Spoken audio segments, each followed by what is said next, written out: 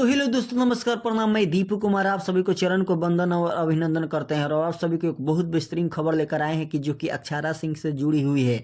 अक्षारा सिंह का एक first look poster जारी होता है जिस फिल्म का नाम है जानू आई लव यू। इस फिल्म का बहुत लोग कहते हैं कि टीजर आ गया है, लेकिन ऐसा कोई बात नहीं है। अभी टीजर उजर कुछ नहीं आया है, सिर्फ इनका फर्स्ट लुक पोस्टर वायरल हुआ है। ये बहुत ज़बरदस्त फोटो में आप लोग अक्षरा सिंह का सीन देख रहे हैं और इनके साथ दे रहे हैं विक्रांत सिंह राजपूत, जो कि मोनालिसा का हस्बैंड है। ये फिल्म कुछ ही दिन में इसका टीलर और टीजर आएगा, तो जब भी आएगा इसका खबर आप सभी के सामने लेकर आएंगे। लेकिन अक्षरा सिंह हमेशा विवादों में रहती है, इसी विवाद में इनका एक बहुत ज़बरदस्त फिल्म का टीजर और ट्रेलर आने वाला है। तो जो लोग अक्षरा सिंह का फैन है वो लोग इस चैनल को फॉलो करें, सब्सक्राइब करें।